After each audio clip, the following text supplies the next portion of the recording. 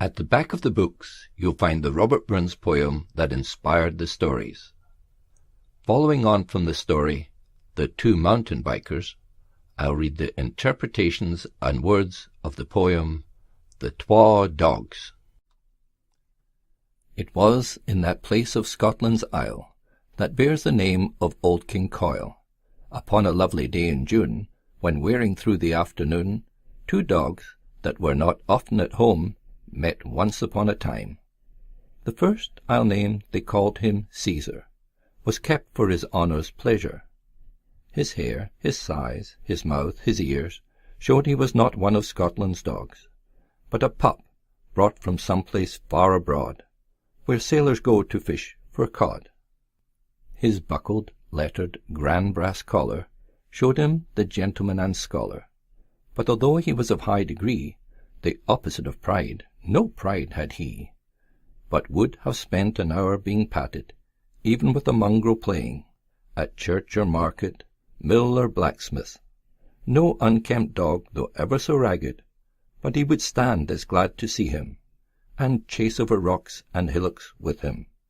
The other one was a ploughman's collie, a rhyming, ranting, raving, lively one, who for his friend and pal had him, and his owner in silliness had called him Lewis, after some dog in a Highland song, was made long ago, Lord knows how long. He was a smart and faithful dog, as ever jumped over a ditch or stone wall. His honest, plain, pleasant face always got him friends in every place. His breast was white, his shaggy back well covered with a coat of glossy black. His happy tail with upward curl hung over his hips with a swirl. No doubt but they liked each other, an unusual pack and close together. With social nose they sniffed and rummaged, while mice and moles they dug for, while running away in a long excursion, and worried not with any distraction, until tired at last with many a silly game, they sat them down upon their bottoms, and there began a long discussion about the lords of the creation.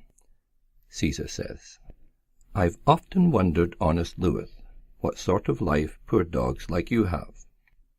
And when I see the way gentry live, I wonder how poor bodies lived at all. Our laird gets his rents paid in goods, his coals, his roof thatch, and all his dues. He gets up in the morning when it suits him. His servants answer at the bell. He calls his coach, he calls his horse.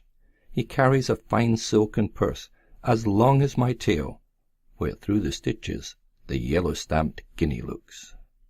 From morning to evening it's nothing but toiling, at baking, roasting, frying, boiling. And even though the gentry eat first, yet even servants, to fill their stomach with sauce, ragouts, and such like rubbish, that's little short of downright waste. Our whippet dog, wee strange thing, poor worthless elf, it eats a dinner better than any tenant man his honour has in all the land. And what poor cottage farmers put in their stomach, it's past my comprehension. Lewis says, Sometimes, Caesar, while they're troubled enough, a farmer digging in a ditch, with dirty stones as big as a wall, building a quarry and such like, himself, a wife he thus sustains, a litter of small wild children, and nothing but his hand-labour to keep them right with roof and rope. And when they meet with miserable disasters, like getting sick or out of work, you would have to think a little bit longer, and they must starve of cold and hunger. But how it comes I never knew yet. They're mostly wonderfully contented, and strong sons and clever daughters are bred in such a way as this is. Caesar says, But then to see how you're neglected, how shouted at and cuffed and disrespected. You know our gentry care so little for diggers, ditchers, and such farmers. They ignore poor folk, as I would by a stinging badger. I've noticed when our laird's sitting at the courts, and many a time my heart's been sad, Poor tenant bodies, short of cash, how they have to endure a factor's abuse. He'll stamp and threaten, rant and swear.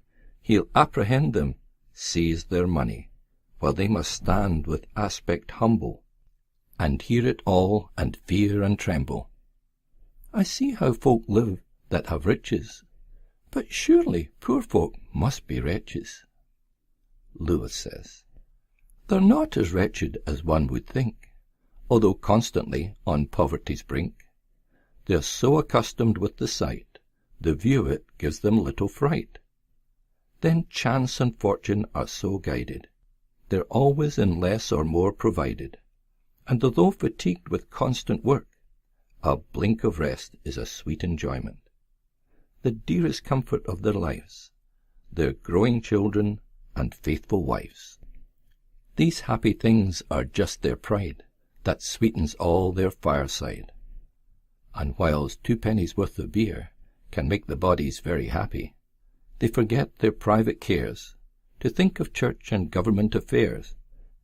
They'll talk of patronage and priests, with fire in their hearts, or talk about what new taxation is coming, and marvel at the folk in London. As bleak-faced Halloween returns, they get happy with music and dancing. When rural life of every class get together for the same kind of fun, love blinks with glances and social mirth. Forget there's a care upon the earth. The happy New Year day starts, they bar the door on frosty winds, the kitchen smells with cooking, and makes mouth-watering odours. The smoking pipe and snuff-box are handed round with right good will. The chattering old folks cracking jokes, the young ones romping through the house, my heart's been so happy to see them, that I for joy have barked with them.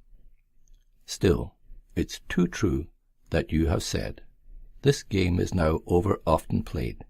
There's many a creditable stock of decent, honest, hard-working folk are driven out both house and home by some devious person's greed to have every last penny, who thinks to tie himself closer in favour with some gentleman master, where capable ones gather at Parliament for Britain's good, his soul indentured.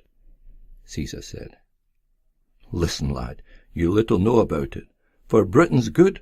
Good faith, I doubt it. Say rather, following as premiers lead him, and saying yes or no as they tell him.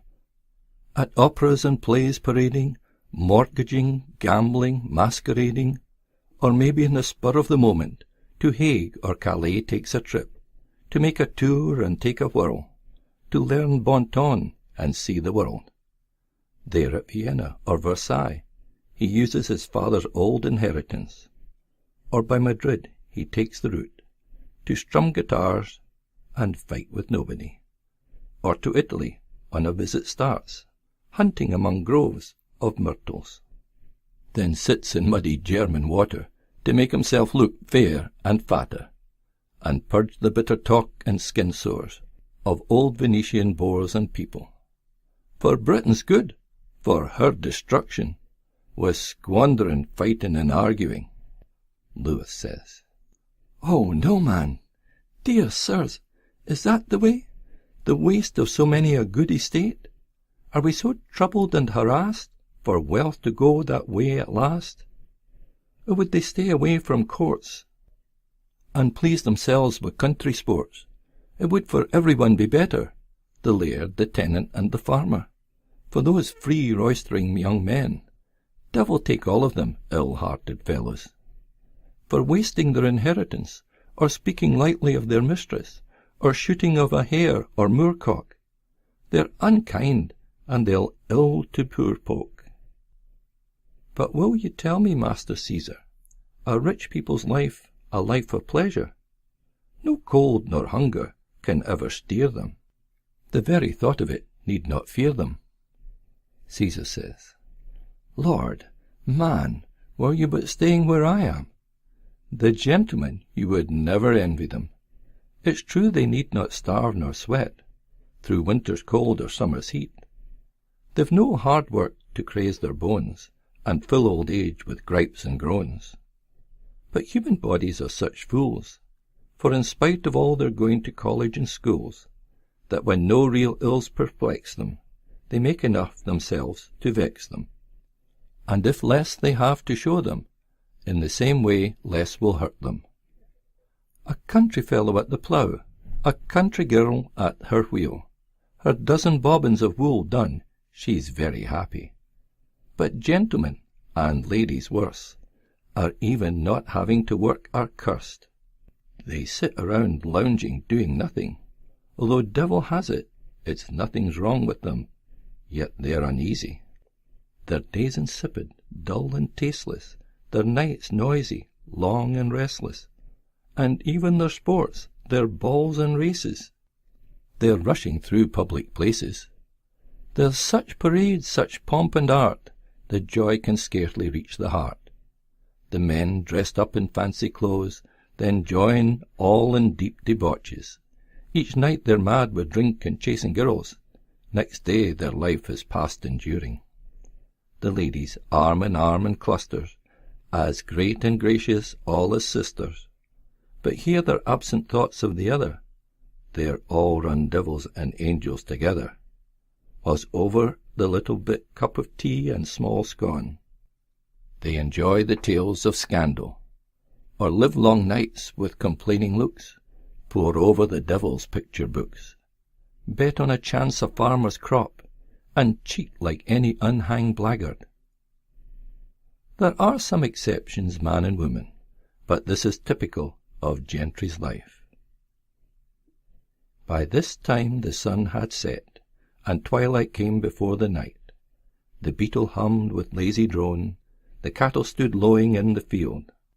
When up they got, and shook their ears, rejoiced they were not men, but dogs, and each took off his different way, resolved to meet some other day.